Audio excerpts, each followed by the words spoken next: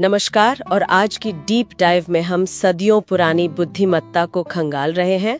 रहीम का एक बहुत ही जाना माना दोहा है। हाँ बिल्कुल, अक्सर सुना है हमने इसे। तो हमारे पास स्रोत के तौर पर ये दोहा है और इसका जो आम तौर पर अर्थ समझा जाता है वो है, अब देखिए ये दो पंक्तियां हैं तो बहुत सीधी सादी, लेकिन अक्सर ऐसा ही होता है ना, कि सादगी में ही गहरा ज्ञान छुपा होता है। सही कहा। तो इस डीप डाइव का मिशन बस यही है कि इस दोहे के मर्म को समझें, इसकी परतें खोले जरा। दोहा कुछ इस तरह है, रहीमन जो नर समय पर कर्तव्य करे धन्य, समय की कद्र कर जीवन बने सफल।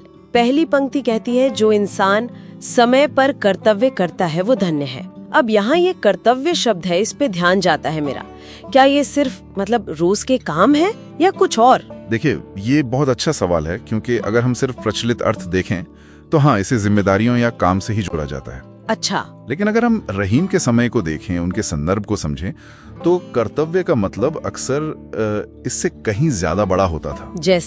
जैसे ये शायद सिर्फ आपको जो काम सौंपा गया है वो नहीं है, ये व्यक्ति का धर्म हो सकता है, समाज में उसकी क्या भूमिका है, या फिर खुद के प्रति उसकी नैतिक जिम्मेदारी, ये सब कर्तव्य में आ सकता है। ओह अच्छा, तो ये सिर्फ टू डू लिस्ट टिक करने वाली बात नहीं हुई? नहीं, बिल्कुल नहीं। ये शायद अपने उस रोल को, उस जिम्मेदारी को निभाने की बात है जो समाज ने या शायद जीवन ने ही हमें दी है, और उसे सही समय पर करना। पर एक मिनट, सही समय पर करने से कोई धन्य क्यों हो जाता है?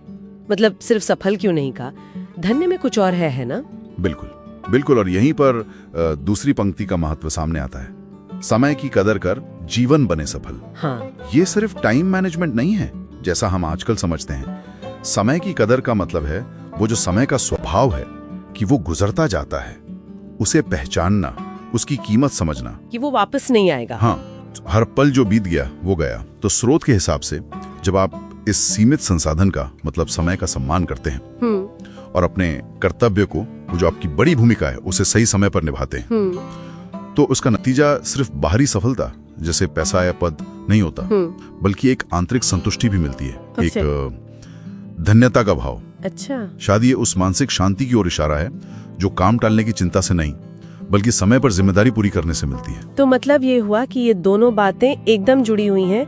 एक तरफ तो अपना असल कर्तव्य पहचानना और उसे वक्त पर करना, हाँ, और दूसरी तरफ उस वक्त की ही अहमियत समझना जिसका इस्तेमाल करके वो कर्तव्य हो रहा है। ये एक तरह का तालमेल है। एकदम सही कहा। स्रोत यही बता रहा है कि ये दोनों चीजें अलग अलग नहीं हैं। आप सोचिए, अगर आप समय पर काम तो कर रहे हैं लेकिन समय की कदरें नहीं समझते, तो वो शायद बस एक मशीन की तरह काम करना हो गया। हाँ, बस काम निपटाना।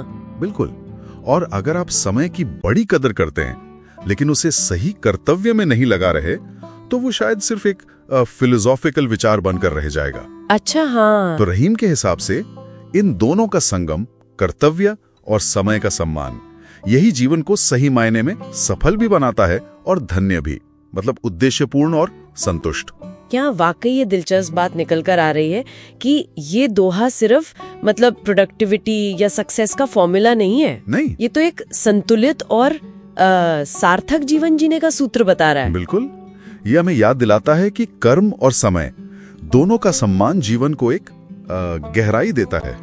तो इस डीप डाइव से अगर एक मुख्य बात निकालनी हो तो मेरे ख्याल से वो ये है कि रहीम के इस दोहे का सार सिर्फ टाइम पे काम खत्म करना नहीं है, बल्कि अपनी जिम्मेदारियों को, अपने जीवन के बड़े कर्तव्यों को पहचानना और फिर समय के अनमोल मूल्यों को समझते हुए उन्हें सही वक्त पर पूरा करना है। हाँ। और इसी से वो सच्ची सफलता और वो आंतरिक शांति, वो धन्यता मिलती है। बिल्कुल सही कहा। संक्षेप में कहें तो वो कर्तव्य निष्ठा और समय का सम्मान, ये दो पहलू मिलकर ही एक पूर्ण जीवन का रास्ता बनाते हैं, जैसा इस स्रोत से हमें समझ आ रहा है। और जाते जाते एक सवाल हम सबके सोचने के लिए छोड़ जाते हैं। आज की दुनिया में इतनी भागदौड़ है, हम अपने असली कर्तव्य किसे मानते हैं? क्या वो सिर्फ हमारी नौकरी है, हमारे प्रोजेक्ट्स हैं, या कुछ और भी है? अच्छा सवाल है। और क्या हम वाकई, जैसा रहीम ने कहा, हर गुजरते पल की, उस समय की कदर कर पा रहे हैं? इस पर जरूर सोचिएगा।